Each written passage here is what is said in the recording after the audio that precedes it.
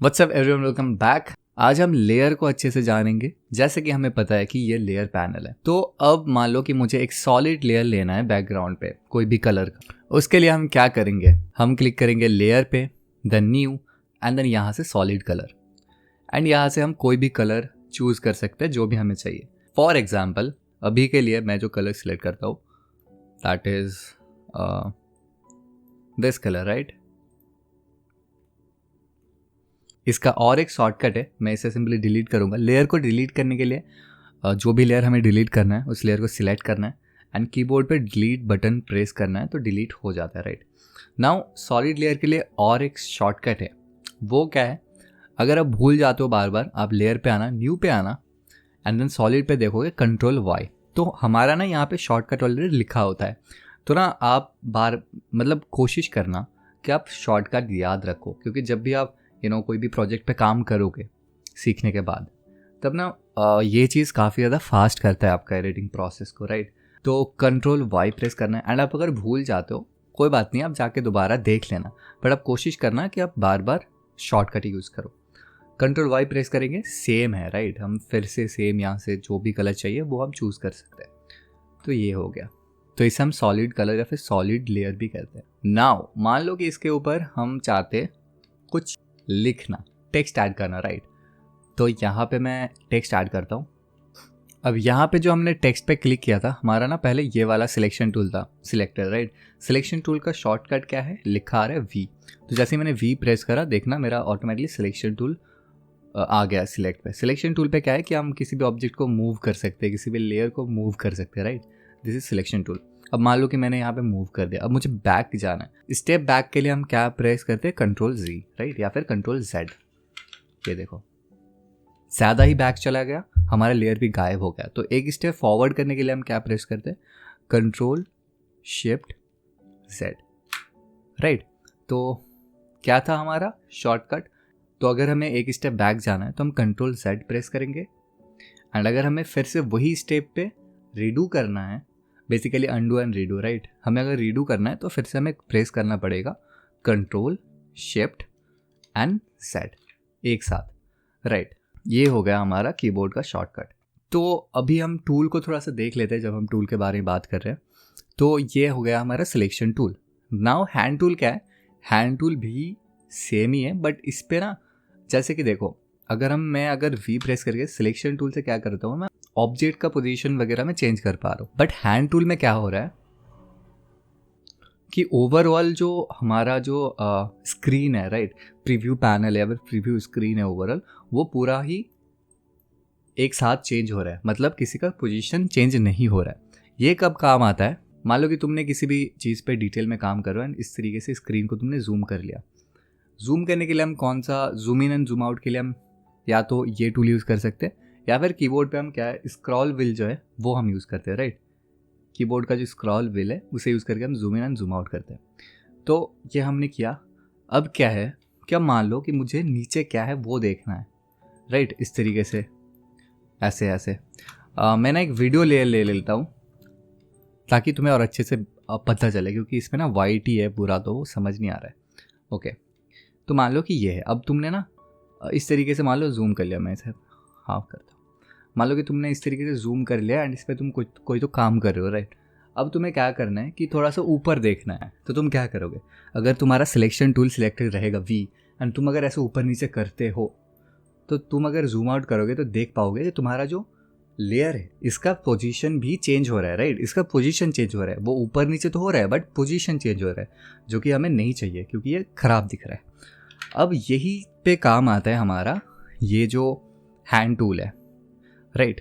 इससे कैसे काम करते हैं, मान लो कि तुमने इस तरीके से जूम कर लिया, अब तुम्हें इस हैंड टूल पे प्रेस करोगे एंड अब तुम बड़े ही आसानी से साइड इस साइड ऐसे करके देख सकते हो। इसका काफ़ी ज़्यादा काम है यार, मतलब अभी तुम्हें शायद इसका पता नहीं लग रहा क्या है, बट इसका काफ़ी ज़्यादा यूज़ है। तुम जब खुद एडिट करने बैठोगे ना तब समझ आएगा। तो इस तरीके से तुम देख सकते हो, बट देखना कि इसका पोजीशन लेकिन चेंज नहीं हो रहा है, राइट। या मान लो कि तुम इस तरीके से दो स्क्रीन कर लिया, ठीक है। मान लो कि तुम अगर 3D में कन्वर्ट करता हूँ मैं इस लेयर को, तो मान लो यहाँ से तुमने 2 व्यूज़ कर लिए अब तुम हैंड टूल पे क्या करोगे, हैंड टूल सेलेक्ट करके तुम इस तरीके से देख सकते हो, ऐसे ऐसे, राइट। तो ये काफ़ी ज़्यादा काम करता है। अभी 3D पे हम नहीं आए हैं, बट ऐसे बताने के लिए हमने 3D बोला, 3D को भी हम अच्छे से समझेंगे। अभी के लिए बस समझाने के लिए यूज़ किया। ये था हमारा हैंड टूल। अब इसका भी शॉर्टकट है स्पेस बार। मैं जैसे स्पेस को होल्ड करता हूँ वैसे हमारा हैंड टूल आ गया है, राइट। मैं फ्रीली मूव कर पा रहा हूँ, एंड मैं जैसे ही स्पेस बार को छोड़ दूंगा वैसे ही हमारा सिलेक्शन टूल वापस आ गया, राइट। फिर से मैं स्पेस होल्ड करूँगा, फिर से हैंड टूल आ गया, फ्रीली मूवमेंट, जैसे ही छोड़ दिया ये देखो फिर से आ गया हमारा सिलेक्शन टूल। और राइट, तो ये हमारा स्पेस इसका शॉर्टकट है। नेक्स्ट आता है जूम टूल। इसका मैंने शॉर्टकट बता दिया है, राइट।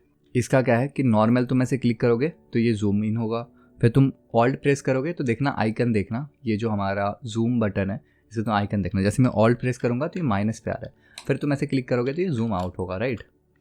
और इसका मैंने शॉर्टकट क्या बताया था कि Z है इसका शॉर्टकट, Z प्रेस करोगे तो हो जाएगा, राइट।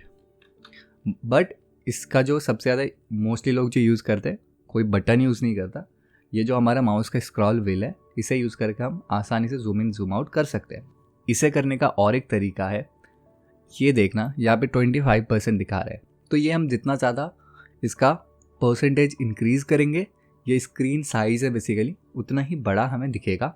जितना छोटा करेंगे उतना ही हमें छोटा दिखेगा। और अगर हम फिट पे क्लिक करते तो ये हमारा पूरे स्क्रीन पे फिट दिखाएगा, राइट। अगर मैं इसे कर देता हूँ 100%, ये बड़ा दिखा रहा है। अगर मैं कर देता हूँ 1.5%, ये बहुत ज़्यादा छोटा दिखा रहा है। तो इस तरीके से तुम जो कि है स्केल को धीरे धीरे छोटा या फिर बड़ा या फिर नॉर्मली फिट भी कर सकते हो। ऑलराइट, तो ये हमने देख लिया। नाउ जो नेक्स्ट टूल आता है दैट इज़ रोटेशन टूल, जिसका शॉर्टकट है W, राइट। इस पे तुम कंपोजिशन को इस तरीके से रोटेट कर सकते हो, बट मतलब ये क्या है ना, जब तुम पोजीशन कर रहे हो उसी टाइम पे ये रोटेशन लगा सकते हो। सो इसका जो शॉर्टकट है दैट इज़ W, एंड ये इस तरीके से तुम रोटेट कर सकते हो। सिंपल है, इसे छोड़ते हैं अभी के लिए। नाउ जो नेक्स्ट टूल आता है ये काफ़ी ज़्यादा इंपॉर्टेंट टूल है, that is anchor point. And anchor point बहुत ज़्यादा हेल्प करेगा एनिमेशन में। इसका कंसेप्ट बहुत सिंपल है, बट ये काफ़ी ज़्यादा हेल्प करता है एनिमेशन में। तो इसका कंसेप्ट में तुम्हें अच्छे से समझाता हूँ, इस चीज़ को देखना। तो इस लेयर को मैं डिलीट करता हूँ। नाउ इसे समझने के लिए पहले हमें शेप टूल यूज़ करना पड़ेगा, नहीं शेप लेना पड़ेगा। तो मैं उससे पहले शेप टूल बता देता हूँ साथ ही में। ये है हमारा शेप टूल, नाम आपको सुन के ही पता लग रहा है। इससे हम अलग अलग शेप्स क्रिएट कर सकते हैं, राइट। तो यहाँ पे हम अगर प्रेस एंड होल्ड करेंगे तो यहाँ पे ये कुछ शेप ऑलरेडी है जिसे हम डायरेक्टली चूज़ कर सकते हैं, बना सकते हैं। तो इस एंकर पॉइंट को हम समझाने के लिए रेक्टेंगल टूल ले लेते हैं। नाउ इसका मैं एक छोटा सा रेक्टेंगल बना लेता हूँ, राइट। इसका जो स्ट्रोक है वो मैं फ़िलहाल के लिए नन पे रखता हूँ। एंड जो यहाँ से ना ये जो शेप है इसका कलर आप चेंज कर सकते हो।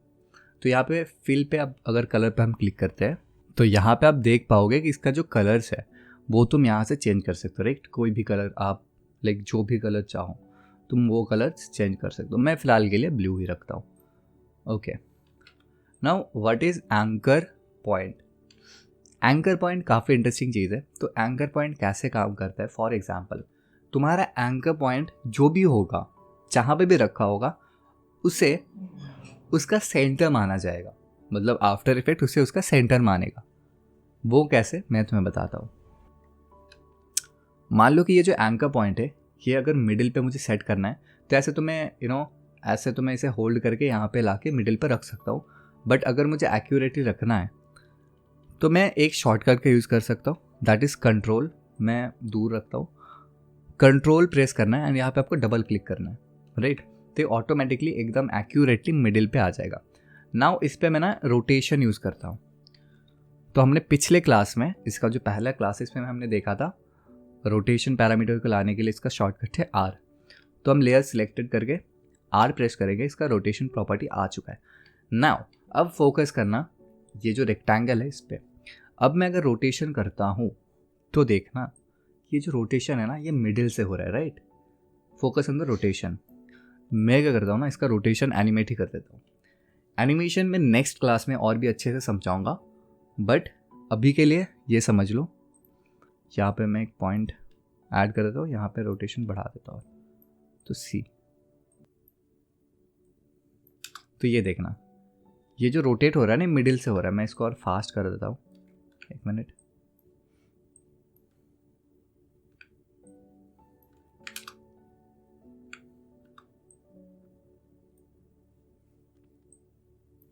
ओके, तो सी अभी अगर रोटेश हो रहा है ना तो मिडिल से रोटेशन हो रहा है, राइट।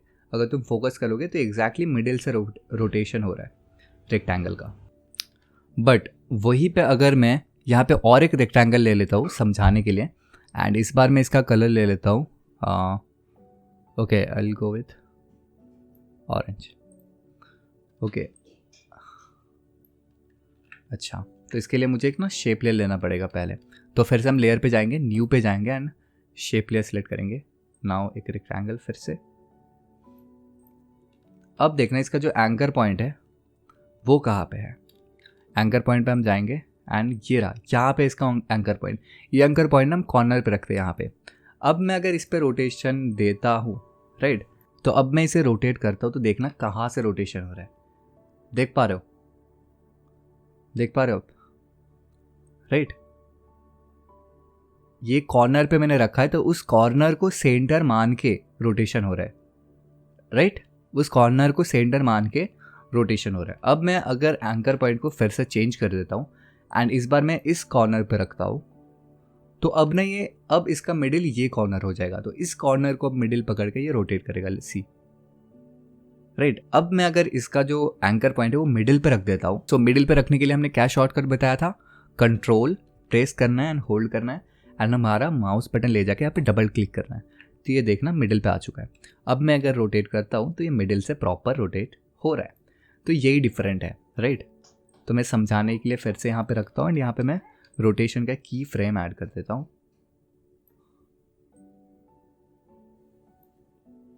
नाउ सी,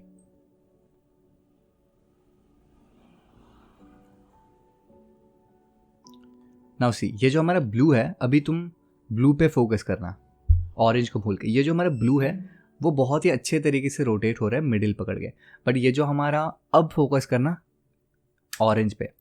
तो अभी ऑरेंज क्या है, कहाँ पे मिडिल है, देखो उसका जो एंकर पॉइंट है। तो एंकर पॉइंट जहाँ पे होगा उससे ही मिडिल पकड़ेगा, राइट। अगर मैं इसे टर्न ऑफ करता हूँ, देखना एंकर पॉइंट मिडिल पे बहुत ही ब्यूटीफुली ये रोटेट हो रहा है। आई होप मैंने अच्छे तरीके से एंकर पॉइंट का कंसेप्ट को समझा दिया है। इसका यूज़ हम काफ़ी अच्छे तरीके से करेंगे एनिमेट करते टाइम। ओके, नाउ इसके साथ जो शेप टूल है वो तो हमने बता ही दिया है ऑलरेडी। फिर आता है हमारा पेन टूल। पेन टूल से हम क्या कर सकते हैं, कस्टम शेप क्रिएट कर सकते हैं, मास्क कर सकते हैं एंड काफ़ी कुछ कर सकते हैं। तो एक तो हम मास्क कर सकते हैं एंड सेकेंड है कि हम कस्टम शेप बना सकते हैं। तो फर्स्ट हम कस्टम शेप बनाते हैं।